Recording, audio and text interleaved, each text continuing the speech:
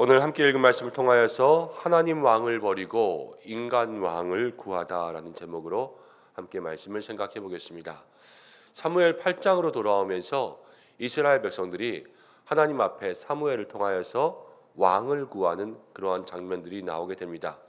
사무엘서가 이제 사사기의 마지막과 이스라엘의 왕정 시대, 사울과 다윗으로 가는 그 모든 이야기들을 기록한 책 아닙니까?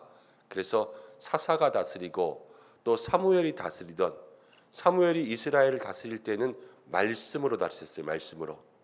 그래서 이스라엘 백성들을 미스바로 모이게 하고 블레셋과 싸워서 하나님께서 그들을 벌하시고 여호와의 손이 치시니까 블레셋이 다 도망하고 이겼던 그러한 평안을 누렸습니다.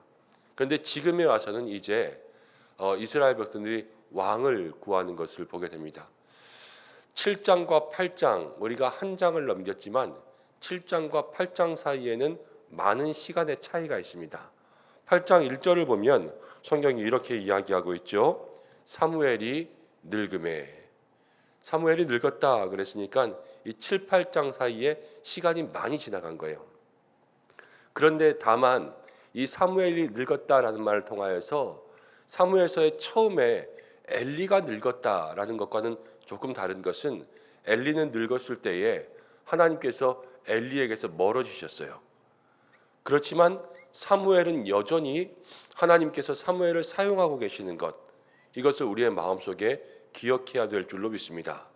우리 모든 믿음의 사람들이 어제 함께 나눈 말씀처럼 끝까지 형통할 수 있는 인생, 정말로 사무엘처럼 늙었으나 하나님께서 붙잡아 주시는 그러한 믿음의 삶을 살 수 있도록 오늘 새벽에도 함께 기도하시기 바랍니다. 사무엘은 늙었어요. 그렇지만 하나님이 붙잡아 주시나 다만 안타까운 것이 있다면 사무엘의 아들들을 이스라엘로 사사로 삼았는데 사무엘 다음에 사사가 다시 아들들이 된 거죠. 근데 이 아들들은 마음대로 되지 않았습니다. 마음대로 됐다는 것은 무슨 뜻입니까? 아이들을 이제 사사로서 올바르게 키워서 그 자리에 앉혀놨어야 되는데 이 두 아들들의 행실이 사사로서 걸맞지 않게 방탕하고 또 옳은 길을 따르지 않는 그러한 모습들을 보여준 거예요. 우리가 가장 마음대로 되지 않는 것이 있다면 자식들의 문제 아닙니까? 아이를 키우면서 늘 생각해 보지만 이 아이들이 정말로 부모의 뜻대로 키워지는 것은 쉽지 않은 것 같습니다. 성경도요 참 아이러니합니다. 이 사무엘의 아들들도요 엄청나게 쉽게 말하면 망나니 같은 사사들로 자라가고, 이스라엘의 왕들을 보면 히스기야 참 좋은 왕 아닙니까? 히스기야의 아들이 므낫세예요. 이스라엘의 가장 나쁜 왕이죠. 그리고 므낫세 다음에 요시아가 태어납니다. 그 아들임에도 불구하고 요시아는 또 종교개혁을 일으키는 그러한 왕인 것을 보게 되죠. 우리가 어제도 함께 말씀 나누었지만 끝까지 형통하다라는 것은 나에게뿐만이 형통한 것이 아니라 내가 가고 나서도 내 다음까지도 형통할 수 있고 다음과 다음까지도 나가는 것이 끝까지 형통하다 그런 거 아니겠어요?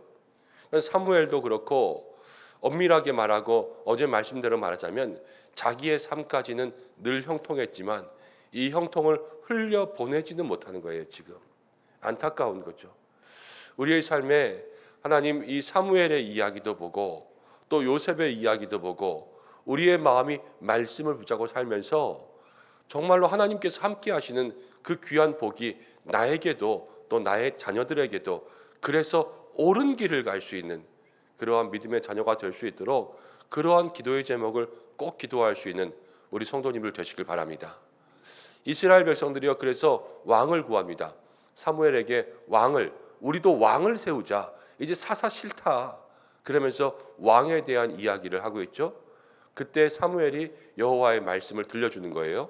그래서 오늘 읽은 말씀부터 이제 사무엘이 하나하나 너희가 왕을 구했는데 이 왕을 구하는 것이 지금 하나님이 왕이지 않냐. 우리의 왕은 하나님이신데 이 하나님을 버리고 사람의 왕을 구하는 것과 똑같다. 이렇게 잘 설명해 줬음에도 불구하고 이스라엘 백성들은 들리지 않습니다. 그래서 우리에게 왕을 달라, 왕을 달라 이렇게 이야기하니까 사무엘이 왕이 생기면 어떻게 될지 아냐. 그러면서 오늘 하나하나 이야기하는 거예요. 11절 말씀 가운데 이렇게 나오죠. 너희를 다스릴 왕의 제도는 이러하니라. 그가 너희 아들들을 데려다가. 왕이 생기면 왕이 너희 아들들을 데려다가 아들들에게 일도 시키고 또 군사 훈련도 시키고 전쟁도 시키고 그리고 나라를 위해서 일할 수 있는 그런 사람들로 너희 아들을 다 데려갈 거다. 이렇게 이야기하고 있습니다. 그리고 13절 말씀 가운데 보면 왕이 생기면 그가 또 너희의 딸들도 데려다가 너를 위해서 음식도 만들게 하고 또 모든 요리하는 자, 떡 굽는 자로 삼을 것이다.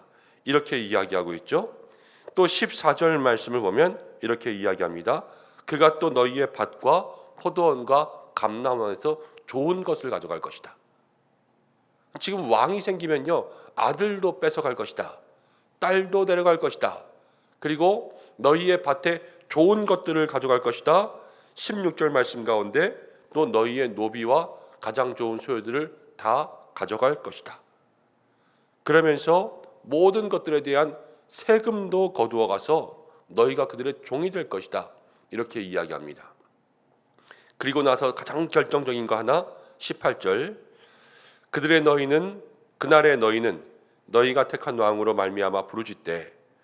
이 왕을 세우면 이 왕 때문에 꼭 한 번은 너희가 하나님 앞에 나와서 이 모든 것들을 부르짖어서 하나님 우리가 잘못했습니다.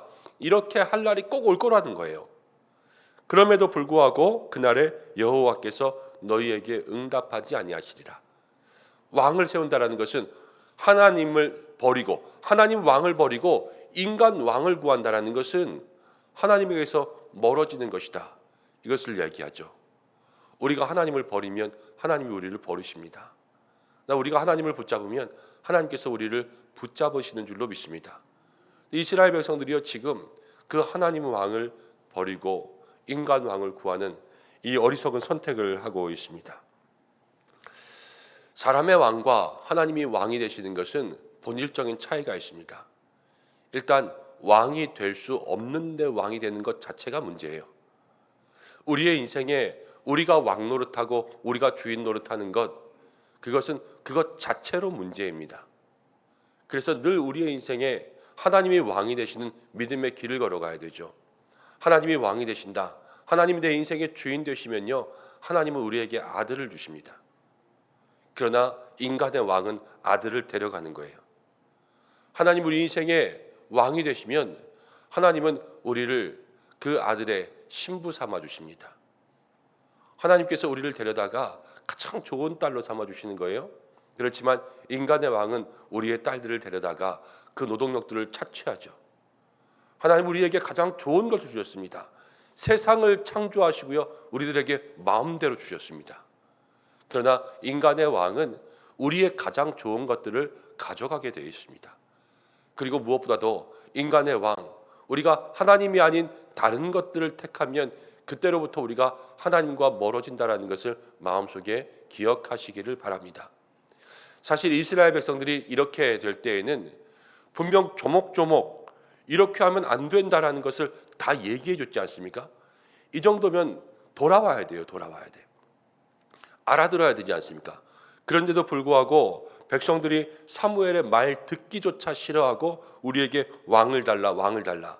우리도 나가서 싸우고 우리도 왕이 있고 왕이 다스리고 그래야 좀 살만할 것 같다. 이러한 이야기를 계속해서 주장하는 것을 보게 됩니다. 이건 이스라엘의 마음이 두 가지예요. 첫 번째 하나는 무엇이냐면 지금의 제도 이런 것들이 엄청나게 싫은 거예요. 그냥 사사부터 해서 하나님과 함께하는 이때가 엄청나게 싫어서 지금 계속 얘기해도 들리지 않는 거예요. 부모와 자녀와의 관계도 그렇습니다. 때로는 부모와 자녀의 관계가 멀어져서 자녀들이 부모를 싫어하는 마음을 가질 때가 있죠. 그럼 아무리 좋은 이야기를 해도 일단은 다 싫고 보는 거죠. 싫어요. 그러면서 삐뚤어 나가는 것이 자녀들의 삶이지 않습니까? 또 하나는요, 무엇이냐면 다른 데 쏙 빠지는 거예요. 싫고 나쁘고를 떠나서 일단 다른 데 쏙 빠져 있으니까 여기에서 옳은 얘기도 들리지 않고요, 그리고 누가 주변에서 말려도 그냥 무대포로 밀고 나가는 것, 그러한 현상들이 일어날 수 있죠.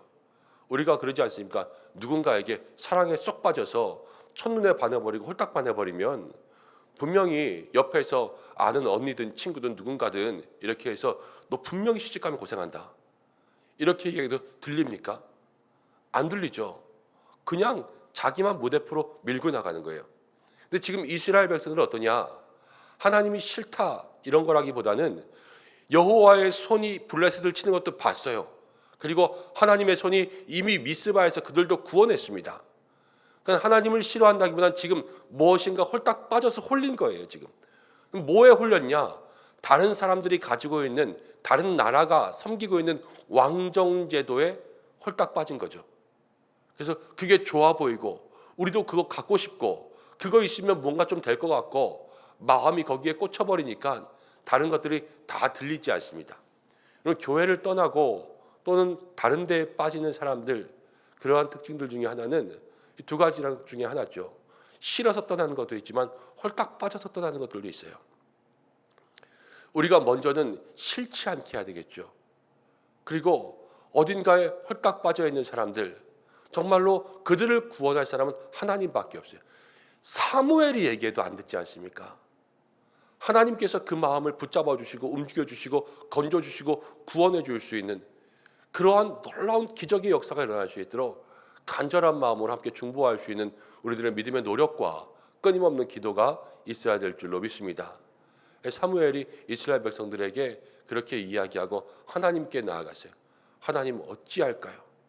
사무엘도 답답하죠. 지금 이스라엘 백성들 보면서 우리도 답답한데 사무엘은 얘기하는 중에 얼마나 답답했습니까? 근데 하나님께서 말씀하십니다. 그들에게 왕을 줘라. 왕을 줘라. 하나님 뭐라고 말씀하시는 거예요? 이스라엘을 그냥 하고 싶은 대로 내버려 두는 거예요. 그러면서 이제 하나님과 이스라엘과의 관계가 멀어지고 여기에서부터 이제 이스라엘 백성들이 잘못된 길로 걸어가기 시작합니다. 그러나 그럼에도 불구하고 하나님은 끝까지 사랑하세요. 잘못된 길에서도 그들을 구원하려고 하시고 때마다 날마다 이스라엘의 은혜를 베풀어 주시는 것을 볼 수가 있습니다.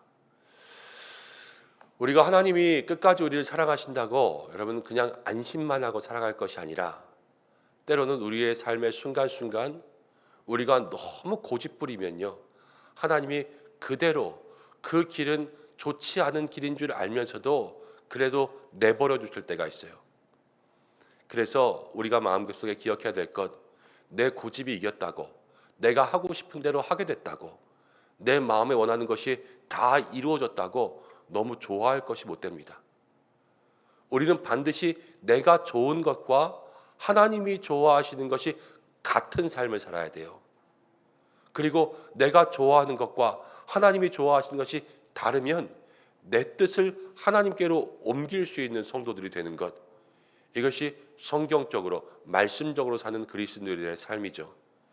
오늘 우리가 이 말씀을 통하여서 우리의 마음에 혹시 이 이스라엘 백성들처럼 완악한 마음 또는 마음이 상하여서 고집불통처럼 고집하고 있는 마음들은 없는지, 아니면 내가 어디에 이 믿음의 길이 아닌 다른 것에 홀딱 빠져서 거기에서 벗어나지 못하고 세상에 콩깍지가 씌어있는 그러한 마음으로 살아가고 있는 적은 없었는지, 내가 이겼다고 생각하지만 이긴 게 아니라 하나님이 내버려 두신 안타까운 삶이 되었던 것은 아닌지, 이것을 돌아보고 기도할 수 있는 믿음의 사람들이 되시기 바랍니다.